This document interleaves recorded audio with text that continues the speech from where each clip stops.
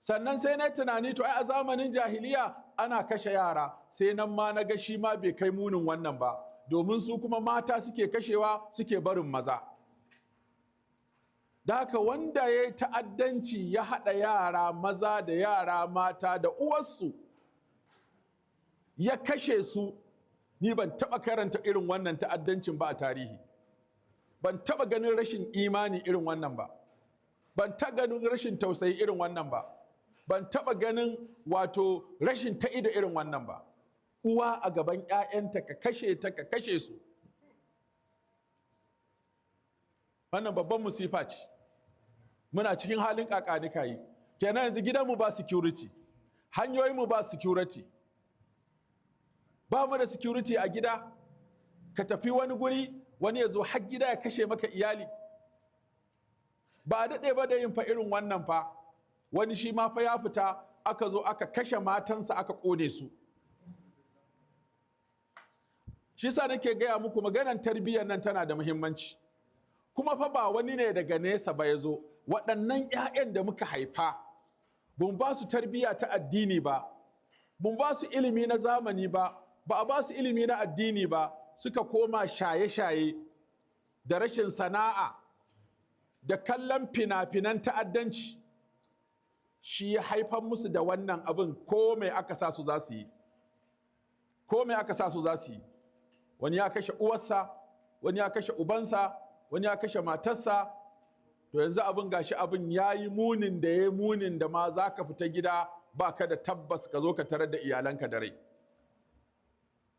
Wannan abu duk wanda ya ji wannan yana da imani, to abin zai daki zuciyarsa, musamman sai ka fassara shi a kanka. Ina ma a ce ya faru a kanka, a ce kai ne mijin wannan matar,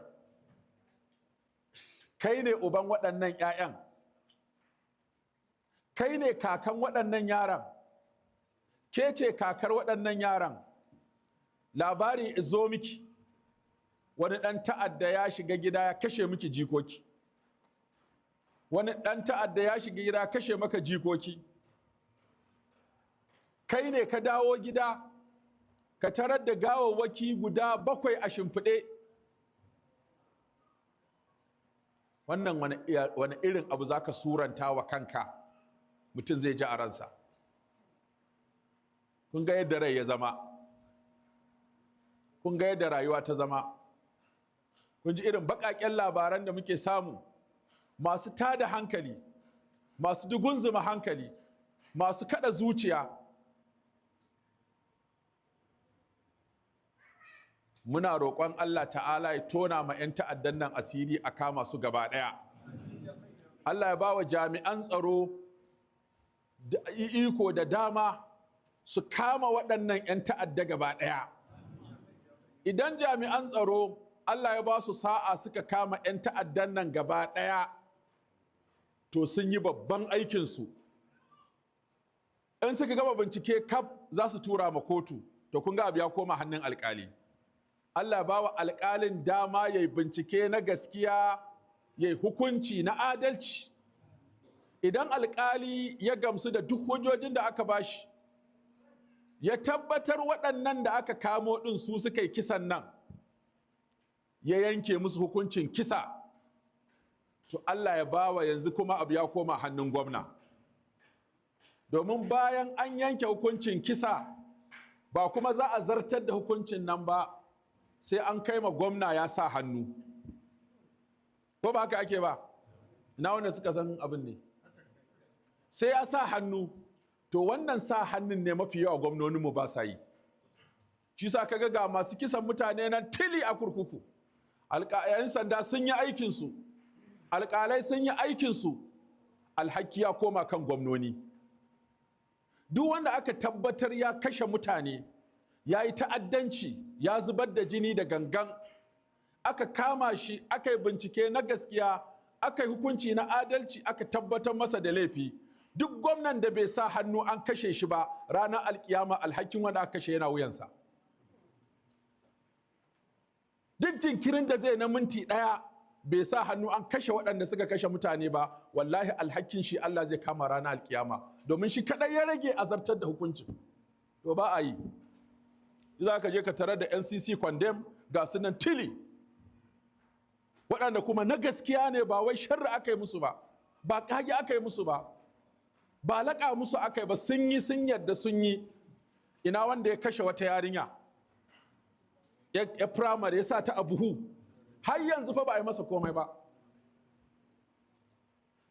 Ina wacce ta yanka mijinta, har kuskure aka ce ma wai aka ce da shugaban ƙasa ya yafe mata, sai da jama'a suka yi ca aka ce wai ba ita ake nufi ba.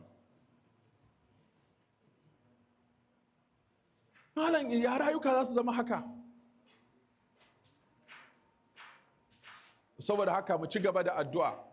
Waɗanda suke kashe mana 'ya'ya, suke kashe mana mata, suke lalata mana tarbiyya, masu shigowa da ƙwaya suke ba matasa mu, domin gaskiya mutum a cikin hankalinsa ba zai yanka yaro ba, ba zai yanka mata aure tana zaman aure a ɗakin mijinta ba.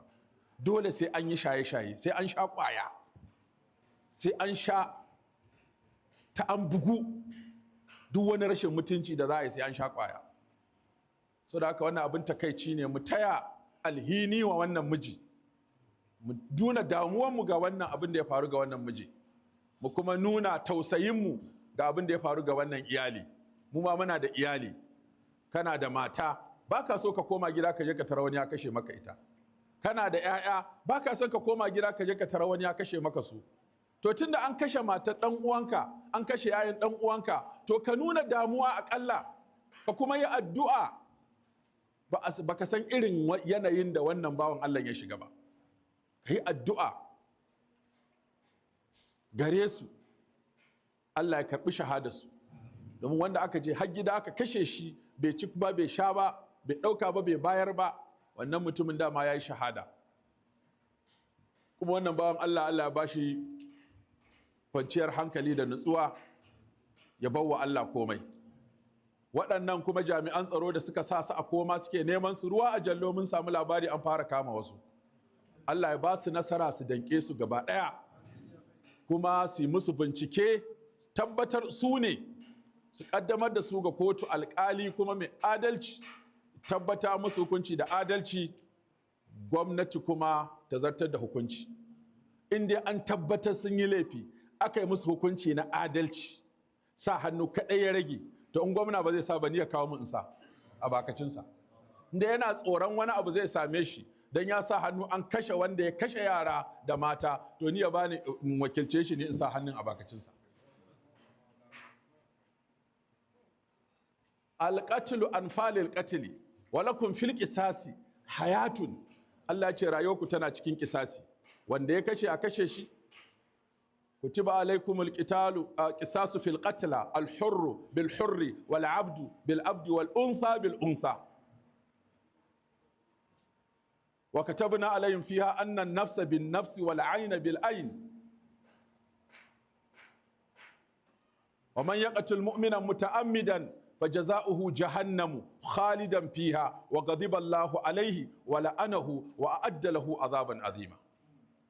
Allah ka saka mu wannan bawan Allah, Allah ka saka mu waɗannan bayan Allah, Allah kuma ka tona asirin waɗanda suka yi wannan ta'addanci, Allah ka ba da iko duk a kama su, Allah ka bari ko ɗaya daga cikinsu ya sha, Allah ka sa kuma a kai su kotu, alƙali ya dubi Allah ya musu hukunci na adalci, Allah kuma ya ba wa iko wa gwamnan da ke jihar ya sa hannu a je a kashe su kamar yadda suka kashe mutane. Na'am.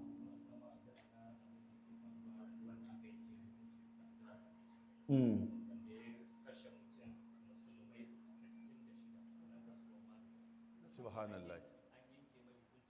Wani ne ya kashe musulmi 68 kuma an kama shi, kuma an yanke masa hukuncin kisa, kuma yanzu ba a yi kisan ba,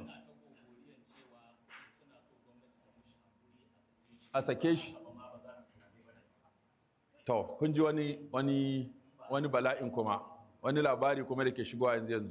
To an samu wani ya kashe musulmi guda 68, an kama shi, an tabbatar da laifinsa, an yanke masa hukuncin kisa, maimakon 'yan uwansa su zo su ce a kashe shi don a zauna lafiya. Wa 'yan uwansa dai kuma suka suna cewa an ba a sake shi ba za su yi zaɓe ba. shi kuma ɗan siyasa yanzu an ce ba za a yi zaɓe ba, an raba masa ƙafa ya kashe shi tunda su suke ba da zaɓe. Mutane ba san Allah ba, wai duk wanda ya hau mulki yana gaba Allah ne ya ba shi aron wannan mulkin ba.